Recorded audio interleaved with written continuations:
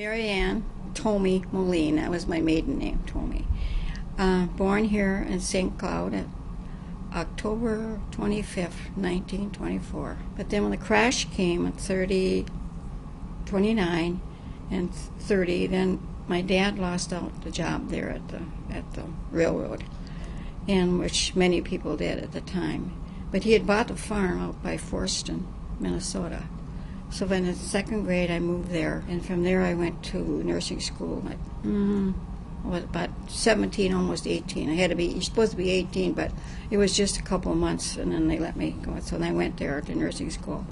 Yeah, so then I went there, and when I got through with that, I went back to Malacca and worked as a nurse in the hospital in Malacca. 1946 is when I met Bud in January, and from there we got married the following August. I'm Hobart Bud Molin, and I was born south of Ogilvie, Minnesota, by a little town called Day.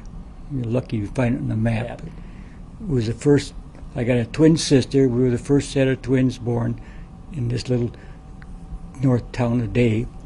She weighed 2 pounds and 10 ounces, and I weighed 2 pounds and 12 ounces. And they put us in a shoebox and put us in the oven door, and we were there for 2 months. My brother says, yeah, and you've been half-baked ever since. So we moved to Malacca, Minnesota. My dad started out as a Raleigh salesman, and then he heard that they were needing help in Sheboygan Falls, Wisconsin, a Kohler plant, making bathtubs. And so he went out there, and he worked a couple of years, and then they closed up, and he came back to Minnesota.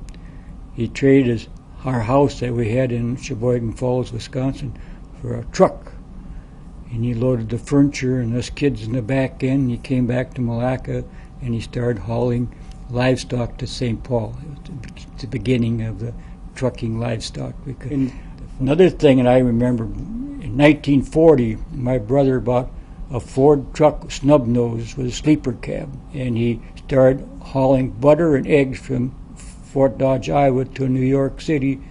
The reason he did it was dry ice was invented.